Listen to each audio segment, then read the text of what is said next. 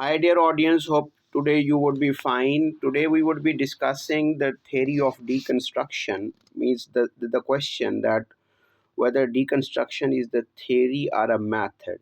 It is said that deconstruction is not a theory, rather, it is a method, and that method is against the established theories.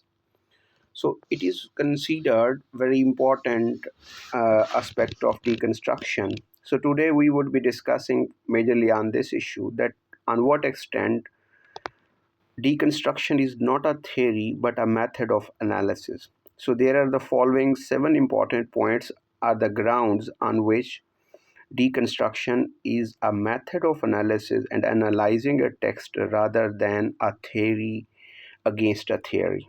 So it's not a theory against a theory, rather it is a method against the theories. So deconstruction as proposed by Jacques Derrida resist as the being resist the idea of being confined within a single theory. Instead, it is a better understanding as a critical practice or method that disrupts the theoretical frameworks established, for example, post-colonial, uh, uh, good, bad, structuralism, post-structuralism, feminism. However, how deconstruction stand against the theory number one is that it resists the totalizing frameworks. So the theories often aim to provide an overreaching system and totalizing or to explain the phenomena.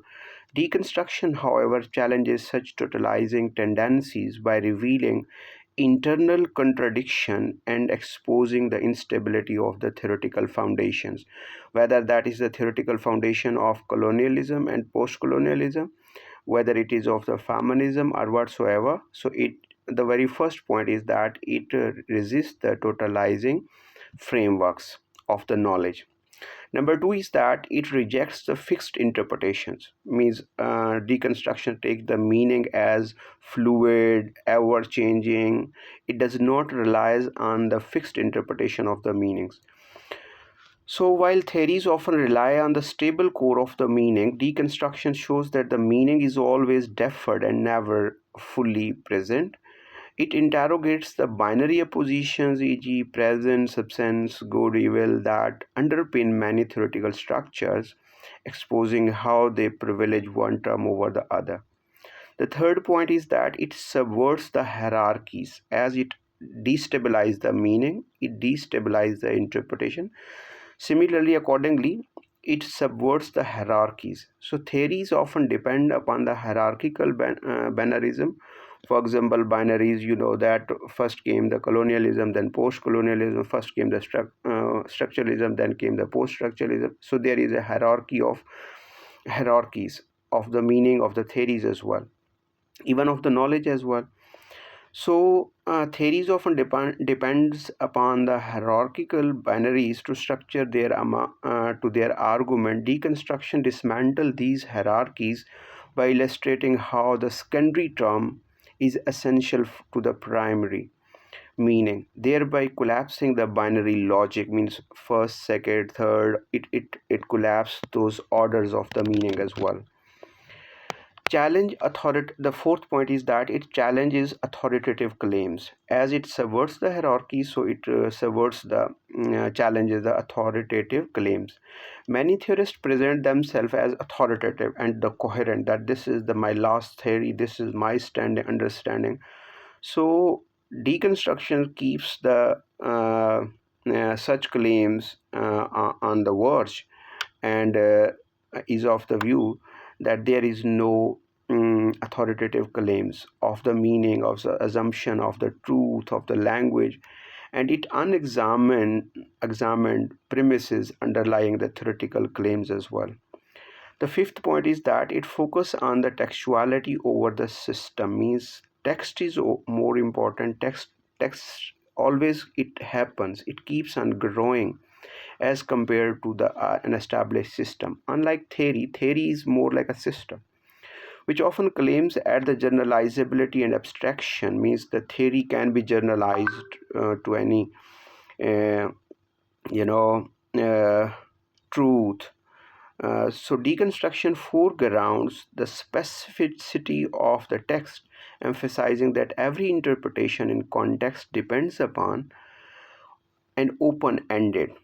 The focus on the textuality inherently opposes the theory's ambition to over universal applications. And similarly, the sixth point is that it is against the stability of the foundations. Theory basically lays the foundations and claims that those foundations are stable, but deconstruction is against the stability of those foundations. Theories often propose foundational truths are the concept, for example, humanism, reason, universality. Deconstruction interrogates these foundations, arguing that they are contingent and constructed one. Meanings are constructed one. We all the reality in which we live, that's the constructed one, that's not determined one. Thus, it destabilizes the theoretical edifices one. The seventh and the last point is that it is anti-prescriptive. Theory is like a prescription of the doctor, but deconstruction is anti-prescriptive. Most theories prescribes the method or the frameworks to approach the phenomena. Deconstruction resists prescriptiveness, remaining irreducible to a fixed set of practices or the principles, which makes it inherently antithetical to the structure of the theory as traditionally understood. So, by the conclusions, in essence, in a short nutshell, we can say that deconstruction is less about creating alternative to the theories and more than unmasking the conditions and limitations of any theoretical construction. It makes it simultaneously a method of critique and a practice of exposing the undecidables. So, theory just propose the decidables. It uh, is prescriptive, it is stable, it creates stable foundations, it creates a system, while deconstruction basically is an ongoing method out of all these. So here I may ask you a question that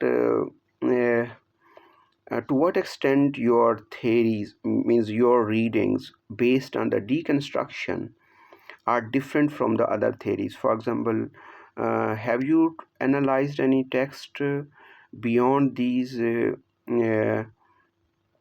uh, established theories?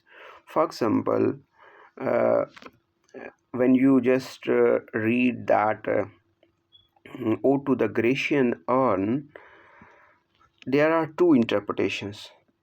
One is the deconstructive one, means to read that poem without prescribed the concept of nature.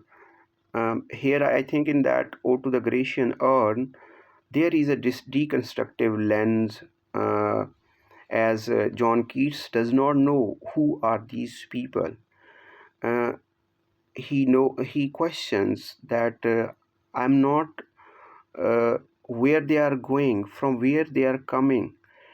That would be the deconstructive understanding of the Ode to the Grecian urn.